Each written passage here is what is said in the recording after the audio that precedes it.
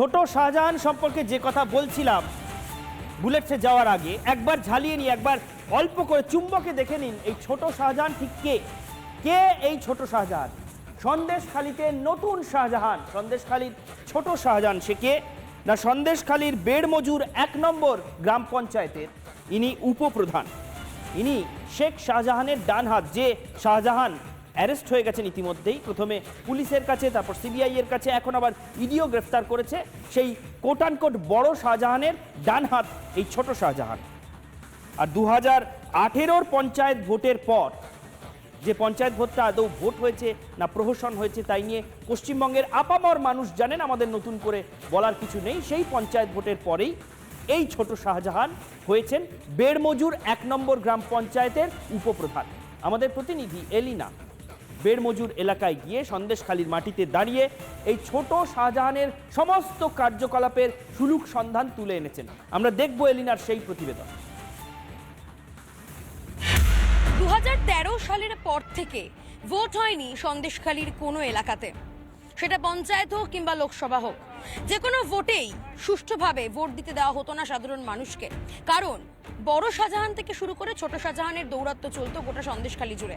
এই সন্দেশখালী থানায় একাধিক অভিযোগ ইতিমধ্যে দায়ের হয়েছে, কিন্তু সেই অভিযোগ দায়ের করার পরেও অভিযুক্ত ছোট শাহজাহানকে গ্রেপ্তার করতে পারেনি পুলিশ এবং প্রশাসন। শেখ শাহজাহান অর্থাৎ বড় শাহজাহান যাকেই ঠিক করতো সেই হতো উপপ্রধান, আর এই ছোট শাহজাহান একেবারে শেখ শাহজাহানের ডান হাত হিসেবে ঘনিষ্ঠ ছিল, পরিচিত ছিল। উপপ্রধান হলো কি করে ছোট শাহজাহান? এখন আমাদের ভোট বুদ্ধি জাতি দেয় না, তো ওরাই তো সবকিছু করে মানে নিজেরাই উপপ্রধান হয়। হ্যাঁ। আর উপপ্রধান হওয়ার আগে ছোট শাহজাহানের পরিচয় কি ছিল? আপনারা তো অনেক বছরের বাসিন্দা এখানে। কাজ কাম করে খেত, চুরি চামারি এদিক ওদিক করে কোনো রকম চুরি করতো। হ্যাঁ, যদি আপনাদের বাধা দেওয়া হয়, যদি আবার এরকম ভাবে আক্রমণ আমরা কিন্তু লড়বো, আমরা কিন্তু লড়ে ভোট দেবো এবারে। যেটা বলা হয় মূল শাহজাহান, তার হাত ধরেই এটা হয়েছে, উত্থান হয়েছে। উপপ্রধান কিভাবে হয়েছিল ওই ছোট শাহজাহান? ওই ওনার হাত ধরেই হয়েছে। এখানে তো ইলেকশন হয় না, ওনাকে যেভাবে করা হয়েছে সিলেকশন অনুযায়ী উনি হয়েছেন। এখন কি অবস্থা আছে? এই যে সামনে একটা লোকসভা ভোট রয়েছে, কি মনে করছেন ভোটটা কি সুষ্ঠুভাবে হবে? আশা করছি যদি এরকম ভাবে আপনারা যদি সহযোগিতা করেন বা কেন্দ্র বাহিনী সহযোগিতা করে, তাহলে সুষ্ঠুভাবে হবে, মিডিয়া বা কেন্দ্র বাহিনী। চাইছি আমরা স্বাধীনভাবে বাঁচতে চাই, মানে ওদেরকে এই মুহূর্তে এমএলএ গ্রেফতার করার জন্য। আমাদের ভোট মোটে দিতে দেয় না, বাড়িতে ভোটগুলো দিতে দেবে, যাও বলে দিতে দেবে না। পুলিশকে জানিয়েছিলে কখনো? পুলিশ এসে কিছু বলে কিছু করেনি। ক্যামেরায় মেহরাজ আলীর সঙ্গে লীনা ভট্টাচার্যের রিপোর্ট, রিপাবলিক বাংলা, সন্দেশখালী। ছোট শাহজাহানকে নিয়ে কিভাবে ত্রস্ত গ্রামের মানুষ, বেড়মজুর ঝুপখালির মানুষ, আমরা শুনলাম তাদের মুখ থেকেই কিভাবে তার উত্থান, কিভাবে উপপ্রধান হওয়া সেটাও আমরা শুনলাম। কোনো নির্বাচন নয়, তাকে সিলেকশনের মধ্যে দিয়ে, অর্থাৎ ইলেকশন নয়, সিলেকশনের মধ্যে দিয়েই উপপ্রধান হয়েছে, কারণ ভোট তো হয়ই না। এই অভিযোগ তো বারবার সন্দেশখালীর মা বোনেরা, সেখানকার মানুষরা বলেছেন, অভিযোগ করেছেন আমাদের ক্যামেরার সামনে। সেই জায়গা থেকে এবারে এই ছোট শাহজাহান, তার বিরুদ্ধে কি ভয়ঙ্কর অভিযোগ রয়েছে সেটা আপনাদের দেখাই। কুখ্যাত দুষ্কৃতী হিসেবে পরিচিত ছিল, একেবারে প্রথম থেকে তার পরিচয়টা আর কিছু হিসেবে নয়, দুষ্কৃতী হিসেবে, অত্যন্ত কুখ্যাত একজন দুষ্কৃতী হিসেবে, বহু অপরাধে অভিযুক্ত। এবার আসি সেই অপরাধের তালিকাটা ঠিক কি, কত ভয়ঙ্কর অভিযোগ রয়েছে তার বিরুদ্ধে। চুরি, ডাকাতি, ধর্ষণের মতো অভিযোগ রয়েছে। আজকের দিনে দাঁড়িয়েও এই সন্দেশখালী, বেড়মজুর ঝুপখালির মানুষ তার বিরুদ্ধে এই অভিযোগগুলোই করছেন। অভিযোগ তোলাবাজি, বেআইনি অস্ত্রের কারবারেরও। একটা কথা মাথায় রাখতে হবে, একেবারে সীমান্ত লাগোয়া বর্ডার এরিয়া, সেখানে কিন্তু এই বেআইনি অস্ত্রের কারবারের অভিযোগও তার বিরুদ্ধে রয়েছে। রাতে বন্দুক উঁচিয়ে ভেড়িতে নজরদারি, বন্দুক উঁচিয়ে রাতারাতি, যেভাবে আমরা এই অভিযোগগুলো পাচ্ছি যে বন্দুক উঁচিয়ে রাতের বেলায় একদিকে বাইক বাহিনীর তাণ্ডব, নাম্বার প্লেট লাগানো নেই সেই সমস্ত বাইকে, এবং বন্দুক উঁচিয়ে ভেড়িতে নজরদারি চালানো হচ্ছে এই শাহজাহান, যে কিনা আবার বড় শাহজাহানের ডান হাত হিসেবে পরিচিত। তো এক শাহজাহানের রক্ষে নেই সুগ্রীব দোসর, যেটা আমাদের প্রথমে ঈশান বলছিলেন। সেই দিক থেকে আমরা এই স্টুডিও থেকে শুধু নই, একেবারে সন্দেশখালীর মাটি থেকেও যারা মানুষ, যারা ত্রস্ত হয়ে রয়েছেন আতঙ্কে, এখনো তাদের রাতে ঘুম হচ্ছে না, তারা বলছেন যে এই শাহজাহান থেকেও, এই রক্তবীজের ঝাড় থেকে তারা মুক্ত হতে চান, তারা একটা মুক্ত সন্দেশখালী চান। তার জন্য অবিলম্বে ছোট শাহজাহানদেরকে গ্রেফতার করতে হবে। কি বলছেন সেখানকার মানুষ, শুনুন।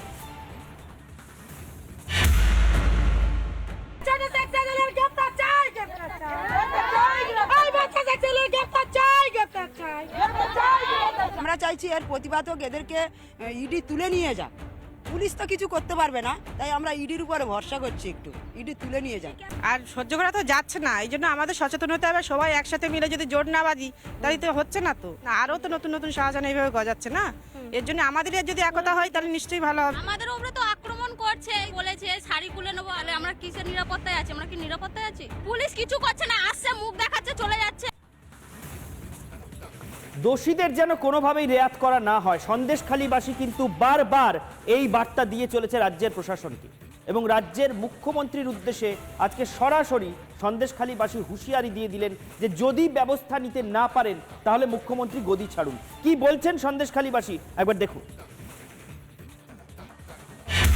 মুখ্যমন্ত্রী মমতা বন্দ্যোপাধ্যায়কে এবার ওপেন চ্যালেঞ্জ বেরমজুরের গ্রামের মহিলাদের। যে কাজ মুখ্যমন্ত্রী মমতা বন্দ্যোপাধ্যায় করে দেখাতে পারছেন না, যে নিরাপত্তা তিনি মা বোনেদের দিতে পারছেন না, সেই নিরাপত্তায় নিজেদের নিরাপত্তা ঠিক করে নেবেন বলে জানাচ্ছেন বেরমজুর গ্রামের মহিলারা। দিনের পর দিন, রাতের পর রাত তাদের কাছে হুমকির ফোন আসছে, আর নতুন করে এখন তো ছোট শাহজাহানের দৌরাত্ম্য বেড়েছে। মুখ্যমন্ত্রীকে কিছু বলতে চান? অবশ্যই চাই। উনি কড়াকড়িভাবে তো পদক্ষেপ নিচ্ছে না, ওনাকে ডাকছি তবু তো কথা শুনছে না, উনি তো আসছে না। তো উনি ওনার গদি ছাড়ুক, উনি গদিটা অন্য জায়গায় কাউকে দিক। মমতা ব্যানার্জির পুলিশ কোনোদিনও ছিল না, আর এখনো আমাদের পাশে নেই। তাই মমতা ব্যানার্জিকে আমি আবারও বলছি, উনি গদি ছাড়া দেখ 10 দিনের মধ্যে, বলছি 10 দিনের মধ্যে আমি দেখিয়ে দেবো কিভাবে সাধারণ মানুষের পাশে থাকতে হয়, কিভাবে গরিব মানুষের পাশে, কিভাবে মা বোনদের পাশে থাকতে হয়। ওনাকে বলুন 10 দিনের জন্য আমাদের গদিটা ছেড়ে দিন। আমরা শেখ শাহজাহানের সময়ও দেখেছিলাম দেওয়ালে পিঠ থেকে যাওয়া মহিলারা সন্দেশখালীর মাটি থেকে তারা বলেছিলেন মুখ্যমন্ত্রীকে, তারা কার্যত চ্যালেঞ্জ ছুড়ে দিয়েছিলেন। আর আজকে সেই শেখ শাহজাহানের ডান হাত ছোট শাহজাহানকে নিয়েও সেই একই রকমভাবে মুখ্যমন্ত্রীকে চ্যালেঞ্জ ছুটতেও তারা পিছপা হচ্ছেন না। এই জায়গা থেকে যখন ছোট শাহজাহানের বাড়িতে এত অভিযোগ যার বিরুদ্ধে, সেই ছোট শাহজাহানের বাড়িতে যখন গেল রিপাবলিক বাংলা, আমাদের প্রতিনিধি রিপাবলিক বাংলার তরফ থেকে এলিনা ভট্টাচার্য যখন গেলেন, সেখানে তার মা অর্থাৎ ছোট শাহজাহানের মা সমস্ত অভিযোগ, গ্রামবাসীদের সমস্ত অভিযোগকে ভিত্তিহীন বলছেন। কি বলছেন তার পরিবারের লোকজন, শুনুন। আমি একটু কথা বলবো। বাড়িতে কেউ আছেন দিদি? বাড়িতে কেউ আছেন? একটু কথা বলবো। ছোট শাহজাহান কোথায় আছেন এখন? এখন একটু আগে উনি ফোন করে সেখানে চলে গেছেন। গতকাল রাতে কি পুলিশ এসেছিল? না। আচ্ছা, এই যে একটা ভিডিও ভাইরাল হয়েছে, একটা অভিযোগ উঠছে ছোট শাহজাহানের নামে, তিনি নাকি একজনকে ছুরি মেরেছেন, আঘাত করেছেন, এলাকায় নাকি ভোট দিতে দেন না তিনি, এই বিষয়ে কি বলবেন? এই অভিযোগগুলোর বিষয়ে কি বলবেন? সব মিলে ফাঁসাবার জন্য এটা ওর চেষ্টা করছে। কারা ফাঁসাবার জন্য? ওই তো রাইসেনরা ফাঁসানো হচ্ছে তাকে। আপনি কে হন ছোট শাহজাহানের? স্ত্রী হন। তো এই অভিযোগগুলো কি সম্পূর্ণ মিথ্যা? মিথ্যা একদম। শেখ শাহজাহানের সঙ্গে ওনার কোনো যোগাযোগ ছিল না। এমনি সম্পর্ক থাকতো, কিন্তু এমনি কোনো যোগাযোগ নেই। মানে এমনি রাজনৈতিকভাবে কোনো সম্পর্ক ছিল না? তার মানে এই অভিযোগ সম্পূর্ণ মিথ্যা বলছেন। বেশ, আমরা এতক্ষণ ছোট শাহজাহানের স্ত্রীর সঙ্গে কথা বলছিলাম, তিনিও কার্যত সমস্ত অভিযোগ বললেন যে সম্পূর্ণ ভিত্তিহীন, সম্পূর্ণ। ছোট শাহজাহানের পরিবার দেখলেন কিভাবে বারবার দাবি করছেন যে ছোট শাহজাহানের কোনো দোষ নেই, তিনি নির্দোষ, সমস্ত অভিযোগ ভিত্তিহীন। ঠিক একইভাবে বড় শাহজাহান, মানে যে শেখ শাহজাহান এখন কারাগারের ওপারে রয়েছেন, তার পরিবারও দাবি করছিল কোনো দোষ নেই, এবং তিনিও মাঝে মধ্যেই বিভিন্ন অডিও বার্তা পাঠিয়ে কুখ্যাত সন্ত্রাসবাদীদের ভঙ্গিতে বার্তা পাঠাচ্ছিলেন যে তিনি নির্দোষ, কারোর কোনো ভয় পাওয়ার দরকার নেই, তিনি ছাড়া পেয়ে চলে আসবেন। এবং ছবিগুলো একবার খেয়াল করুন, পুলিশের হাতে ধরা পড়ার পরেও এই বড় শাহজাহানের ঠিক বডি ল্যাঙ্গুয়েজটা কীরকম ছিল, শরীরী ভাষাটা কীরকম ছিল, কিভাবে আঙুল উঁচিয়ে শাসানির ভঙ্গি, হুঁশিয়ারির ভঙ্গি দেখাচ্ছিল এই শাহজাহান, যেন গ্রেফতার হলেও তার কেশাগ্র কেউ স্পর্শ করতে পারবে না, এইরকম একটা বার্তা দেওয়ার চেষ্টা হচ্ছিল। যেন পুলিশের হাতে ধরা পড়ে থাকলেও জেলের ওপার থেকে তার অঙ্গুলি হেলনেই সব কিছু চলবে, এইরকম একটা বোঝানোর চেষ্টা চলছিল। আঙুলের ইশারাটা সেরকমই ছিল। কিন্তু তারপর কি হলো? তারপর সিবিআই এর হাতে গেল, এবার ইডির হাতে যাচ্ছে, এবং সিবিআই এর হাতে ধরা পড়ার পরে ওই উঁচু করে রাখা আঙুল কিভাবে নিচে নেমে এলো, এবং তারপরে এখন কণ্ঠস্বরও কিভাবে বদলে গেল, কিভাবে ওই বড় শাহজাহান এখন তার জন্য দোয়া করতে বলছেন অনুগামীদের, সেটাও একবার শুনে নিন। সবাই শরীর সুস্থ আছে? হ্যাঁ, আল্লাহ তোমার ভালো রাখুক ভাই। না, আল্লাহ বিচার করবে ভাই, আল্লাহ বিচার করবে। বড় বাবু সবাই শরীর সুস্থ আছে? হ্যাঁ, আল্লাহ তোমার ভালো রাখুক ভাই। না, আল্লাহ বিচার করবে ভাই, আল্লাহ বিচার করবে। বড় বাবু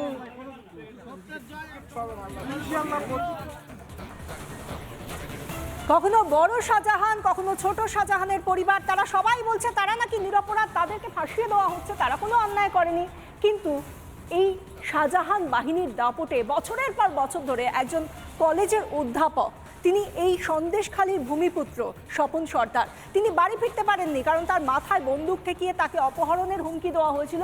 বাড়ির লোকজনের নিরাপত্তার কারণে তিনি পালিয়ে গিয়েছিলেন, গ্রাম ছাড়া হয়েছিলেন। আজ এতগুলো বছর পর তিনি ফিরে এসেছেন, তাকে বরণ করে নিচ্ছেন গ্রামের মানুষজন, কিন্তু এখনো তাকে তাড়া করছে সেদিনের সেই আতঙ্ক। শুনুন।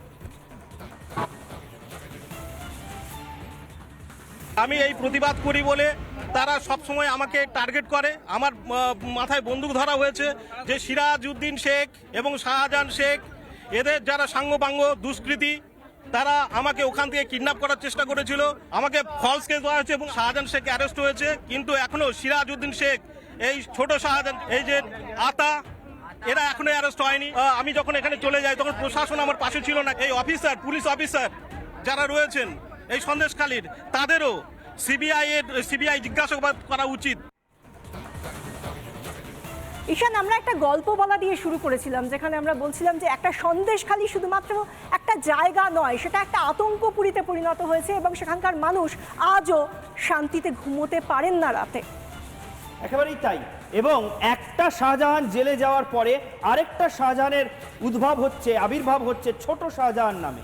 এই ছোট শাহজাহান গেলে আবার কোনো রাঙা শাহজাহান, শাহজাহান, ফুল শাহজাহান এসে হাজির হবে কিনা, সেদিকেও আমাদের নজর থাকবে।